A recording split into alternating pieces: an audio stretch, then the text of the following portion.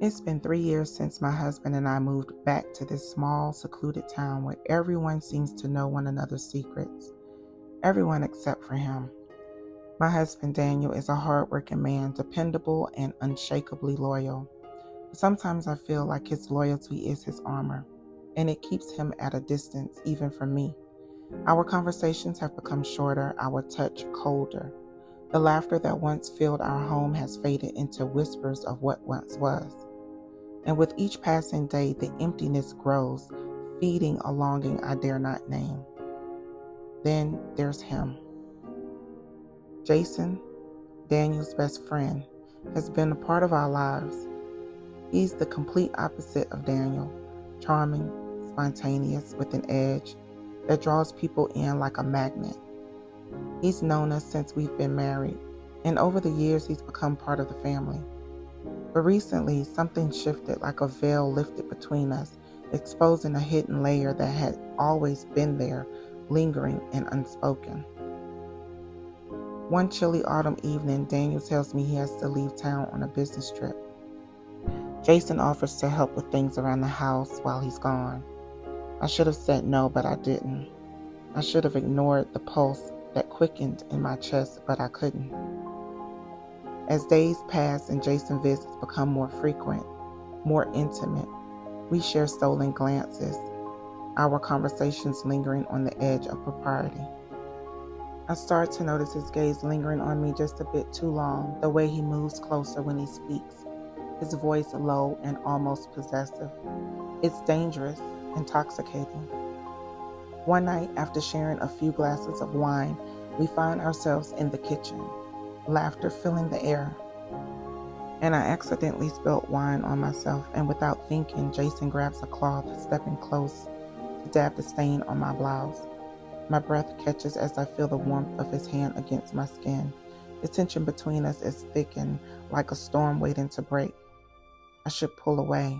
I should tell myself that this is wrong, but I'm rooted, unable to resist the electric charge passing between us. Then, almost in a whisper, he says, "I can't stop thinking about you. Every time I see you with him, it drives me crazy. I've tried to bury these feelings, but they keep resurfacing, haunting me." I should be angry with him. I should be scandalized.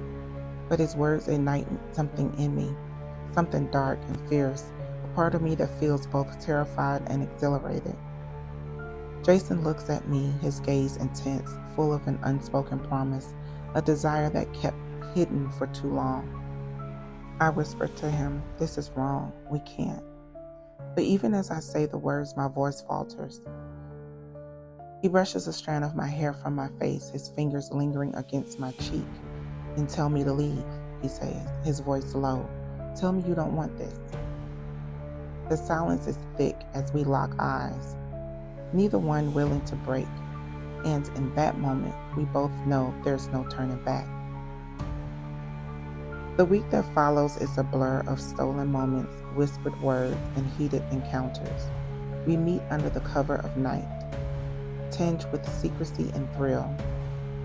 Jason awakens something in me that I thought had long been buried, a passion so fierce it consumes me whole. We know it's dangerous, but it's as if the fear only fuels our desires, binding us in a twisted dance we can't escape. But with each passing day, the darkness grows. Jason becomes possessive, his jealousy sharp. Whenever he sees me with David, he starts showing up unannounced, his eyes shadowed, his touches rougher, as if he wants to mark me as his. One evening, he tells me he's fallen for me, that he'll do anything to have me, to make me his. His confession sends a shiver down my spine. What was once thrilling is now suffocating, his desire a dark cloud overshadowing everything. Daniel returns blissfully, unaware of the storm brewing around him. He talks about work, our plans, our future, but I find myself unable to look at him in his eye. The guilt is heavy, pressing down like a weight on my chest. But Jason's obsession only deepens. He becomes relentless, showing up unexpectedly, His presence a shadow that lurks in the corners of my mind. His whispers of love have twisted into a dark passion. His touch a reminder of the lies that bind us. One night, Jason corners me, his eyes wild. "Leave him," he says, his voice barely a whisper. "Be with me." I shake my head, feeling trapped. "We can't. I can't. This is wrong." He steps closer, his voice a low growl. "Then I'll tell him everything. I'll make sure he knows everything. You're mine." Panic grips me. The life I've built, the marriage I once cherished, it's all crumbling, slipping through my fingers. I can't let Jason destroy everything, but he's no longer the man I thought I knew. His desire has morphed into something dangerous, something twisted. That night, I make a decision. I invited Jason over, intending to end things, to set boundaries that can't be crossed. But when he arrives, his eyes hold a darkness I've never seen before.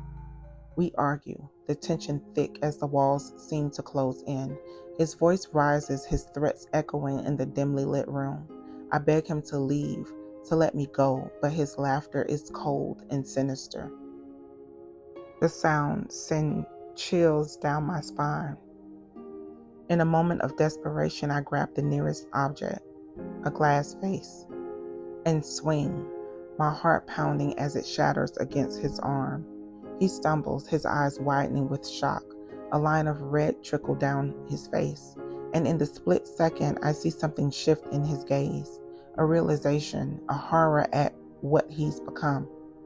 Without another word, he turns and leaves, his footsteps echoing down the hall. Days pass, and I feel the weight of what I've done, the secrets I carry like chains binding me to the past I can't escape. I know Jason is gone, but the scars he's left is lingering, haunting me. And yet, every time I look at Daniel, I'm reminded of what I almost lost. The love that still remains hidden beneath layers of betrayal and regret.